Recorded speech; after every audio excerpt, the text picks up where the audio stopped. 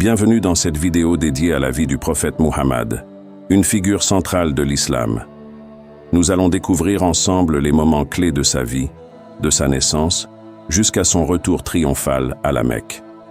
Le prophète Muhammad, paix et bénédiction sur lui, est né en 570 à la Mecque, en Arabie, au sein de la tribu des Qurayshites.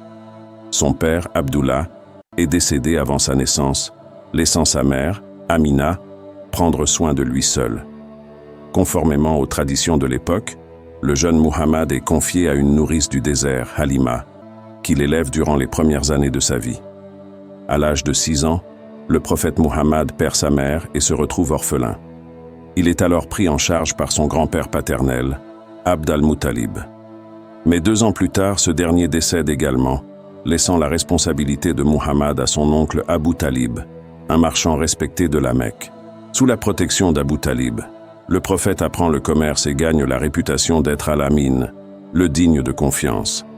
Ses qualités morales et son caractère intègre le distinguent dès son jeune âge. À l'âge de 40 ans, le prophète commence à chercher la solitude et la méditation dans la grotte de Hira, près de la Mecque. C'est lors d'une de ses retraites, en 610, qu'il reçoit la première révélation divine. L'ange Gabriel lui apparaît et lui transmet les premiers versets du Coran. Effrayé et confus, Muhammad retourne chez lui où sa femme Khadija le réconforte et le soutient. Elle est la première à croire en sa mission prophétique. Les révélations se poursuivent pendant 23 ans, constituant le texte sacré de l'islam, le Coran. Le prophète Muhammad commence à prêcher l'unicité de Dieu et appelle les habitants de la Mecque à abandonner le polythéisme. Les premiers musulmans sont souvent persécutés par les Qurayshites, les chefs de la Mecque, qui voient en Muhammad une menace à leur pouvoir et à leurs croyances traditionnelles. Malgré les difficultés, la communauté musulmane continue de croître. En 622, face à l'opposition croissante et aux persécutions des Qurayshites, le prophète reçoit l'ordre divin de migrer. Avec ses compagnons, il quitte la Mecque pour s'installer à Médine, alors connue sous le nom de Yathrib. Cet événement, appelé l'Hégire, marque le début du calendrier islamique.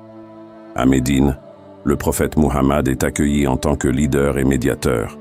Il établit une nouvelle communauté basée sur les principes de justice, d'égalité et de fraternité, et il signe la Constitution de Médine, un document qui régit les relations entre musulmans et non-musulmans dans la ville.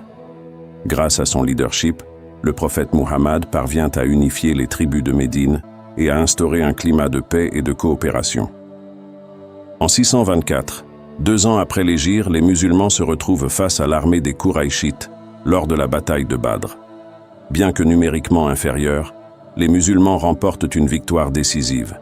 Cette victoire renforce la foi des musulmans et démontre la protection divine sur le prophète Muhammad et sa communauté. 1 an plus tard, en 625, les Qurayshites reviennent pour prendre leur revanche lors de la bataille d'Uhud. Les musulmans subissent une défaite après une série de désobéissances stratégiques. Cette bataille est une leçon d'humilité et d'importance de la discipline et de l'unité au sein de la communauté musulmane.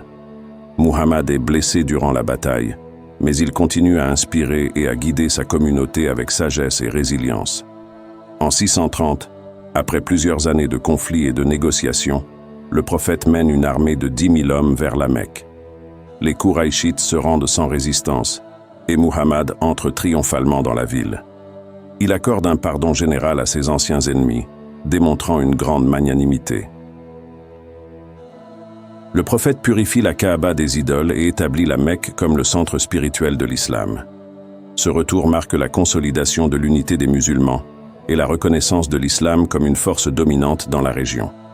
La victoire de la Mecque et l'absence de vengeance ou de représailles violentes soulignent le caractère miséricordieux et juste de Muhammad. La vie du prophète Muhammad a laissé une empreinte indélébile sur l'histoire et la spiritualité de millions de personnes à travers le monde. Sa sagesse et sa compassion continuent d'inspirer aujourd'hui. Merci d'avoir regardé cette vidéo. N'oubliez pas de vous abonner pour plus de contenu sur l'histoire et la spiritualité et de partager avec vos amis et proches. Et n'oubliez pas de prier sur notre prophète, paix et bénédiction sur lui.